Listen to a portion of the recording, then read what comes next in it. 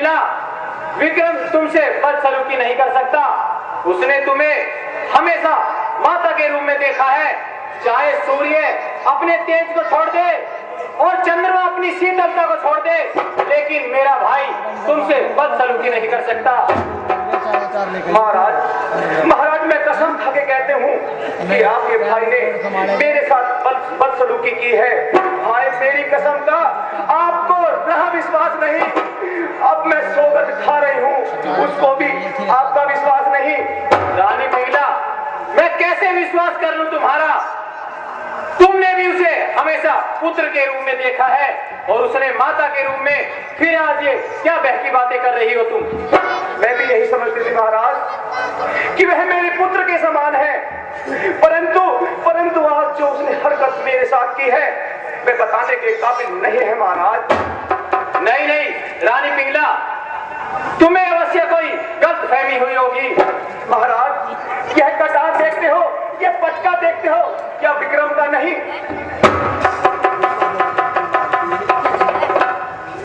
यह कटार और पटका तो विक्रम का है, लेकिन इससे क्या सिद्ध होता है? महाराज अब भी आप मुझे झूठी समझ रहे हैं। वह मेरे कक्ष में आया और मेरे साथ बदसलूकी करने लगा। जब वह भागने लगा तो अपने हेड और कटार यहीं पर छोड़ गया। और महाराज यदि मुझ पर अब भी विश्वास नहीं है तो नगर सेठ मायादास को बुलवाइए, आपको सच्चाई मालूम हो जाएगी।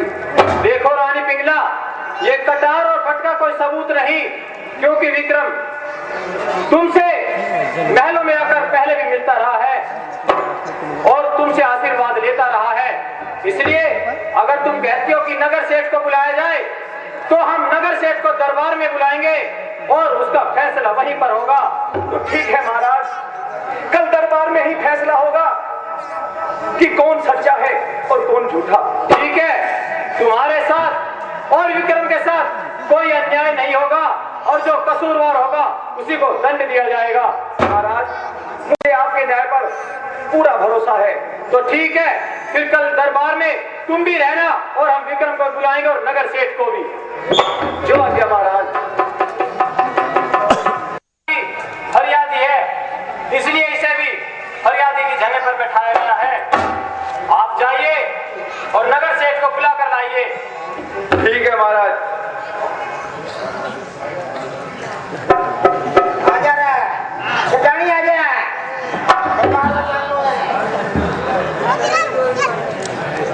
महाराज की जय हो। नगर सेठ। हाँ महाराज। आज आपको यहाँ पर एक बहुत ही आवश्यक कार्य के लिए बुलाया गया है। हाँ महाराज। और हम आशा करेंगे कि आपसे जो पूछा जाए उसका उत्तर आप सच्चा दें। बिल्कुल महाराज, सच्चो दूंगा महाराज। तो आप ये बताइए, क्या हमारा छोटा भाई विक्रम आपके घर आता है? हाँ महाराज, बिल्कुल आता है। और मेरे छोरा ही भाव में छेड़े जाओ से महाराज, पर मैं तो आप महाराज इसमें डर कर रहे हो महाराज।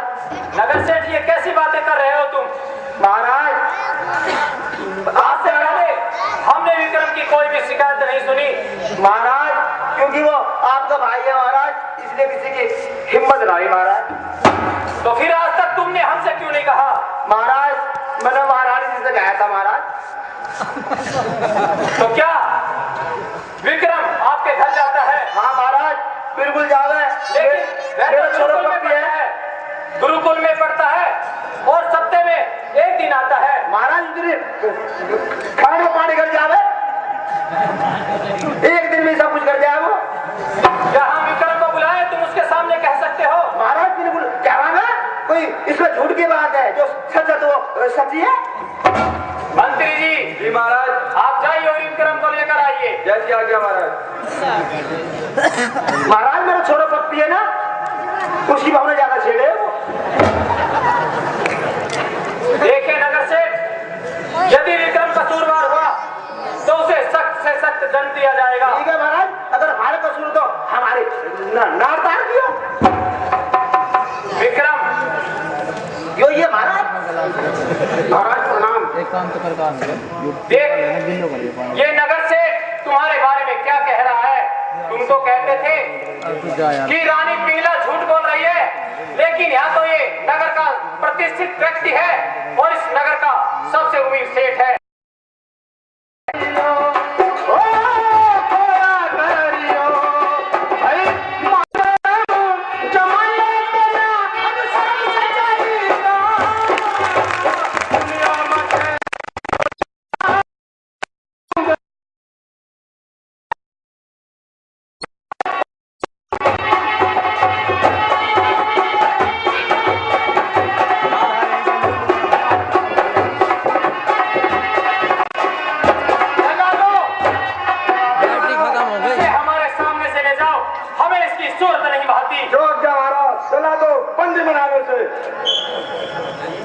बोल महाराजा बैटरी की।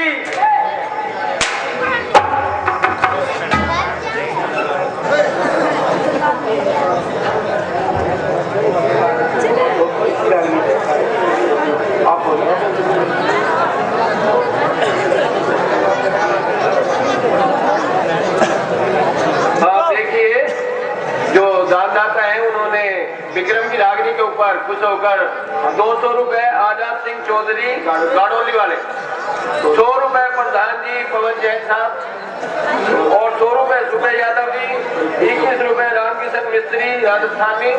मैं सभी दाताओं का दानदाताओं का कलम की ओर से अपने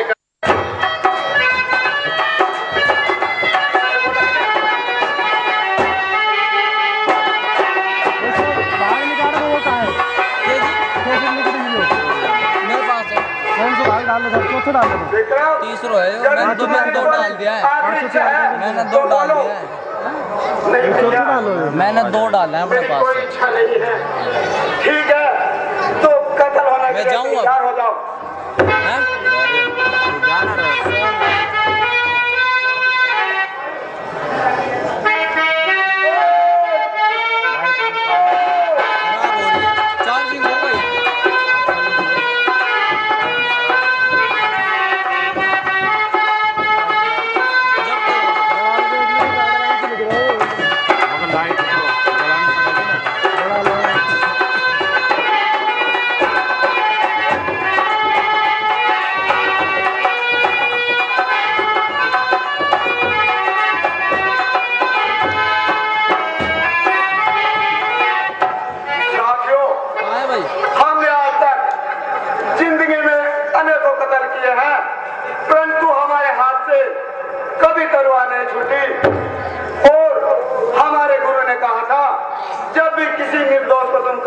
रह जाओगे तो तुम्हारे हाथ से खंजर छूट जाएगा। तो ऐसा लगता है विक्रम निर्दोष है और इसे हम छोड़ देते हैं, परंतु महारानी जी ने इसकी आंखें मंगवाई थी। ठीक, इंसान की और मृग की आंखें एक सी होती है।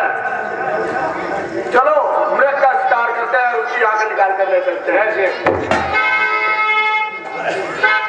जाओ विक्रम, तुम हमारी तरफ से आजाद हो।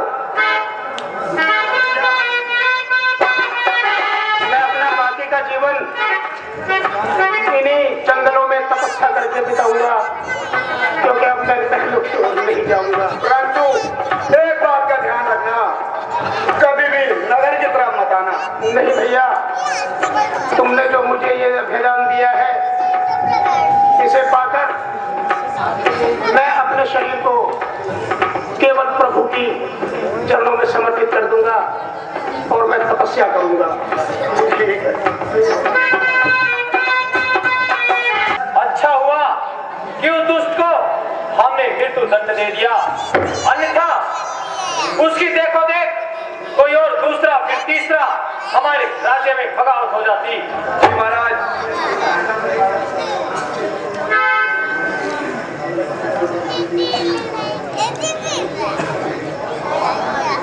मैंने ये अमर फल अनेकों वर्षों तपस्या करके प्राप्त किया। अगर मैं इस अमर फल को खाकर अमर हो जाऊं तो कोई फायदा। ये अमर फल अगर इस देश का राजा खाए और अमर हो जाए और प्रजा का न्याय करता रहे, मुझे इससे बढ़कर कोई खुशी नहीं। राजा के दरबार में चलकर इस फल को राजा को समर्पित करो।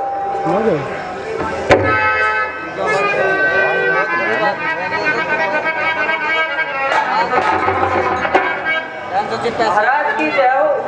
आइए ब्राह्मण देवता, किसका ऋणाना हुआ? हे महाराज, मैंने यह अमर फल अनेकों वर्षों तपस्या करके प्राप्त किया है। मैंने सोचा इस देश का राजा इस अमर फल को खाकर अमर रहे और इस प्रजा की न्यायपूर्वक सेवा करता रहे, इससे बढ़कर कोई बात नहीं। हे ब्राह्मण देवता, क्या तुम अमर नहीं होना चाहते? नहीं महाराज, मैं अमर होकर क्या करूँगा? लाइए, ये फल हमें दीजिए। मंत्री जी। जी महाराज। ब्राह्मण देवता को 1 लाख स्वर्ण मुद्राएं दे दी जाए ताकि इनका गुजर बसर हो सके। जैसी आज्ञा महाराज। यह अमर फल खाकर मैं भी क्या करूंगा? विक्रम प्राणों से प्यारा था, लेकिन वो भी दुराचारी निकला। अब तो प्राणों से प्यारी मेरी रानी पिंगला है। मैं चाहता हूं इस अमर फल को खाकर उसका यौवन इसी प्रकार बना रहे। मंत्री जी। जी महाराज। आप जाइए और रानी पिंगला को बुला कर लाइए। जैसी आज्ञा महाराज।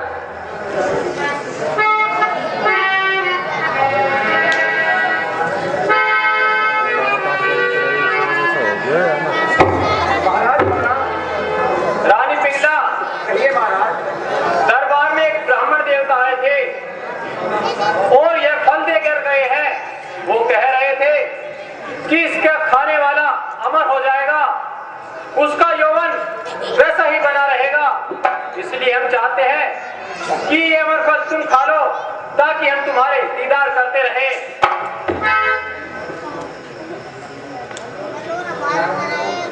ठीक है महाराज, मैं इसे अपने कक्ष में जाकर नहा धोकर पूजा करने के पश्चात ही खाऊंगी। हाँ रानी पिंगला, आप खा अवश्य लेना। जो आ गया महाराज।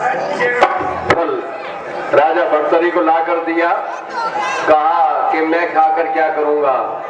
राजा भर्तरी न्यायवादी है, न्याय करने वाले, इसलिए मैं अपने राजा को खिला दूं। तो पंडित जी ने वो अमर फल राजा भर्तरी को दे दिया।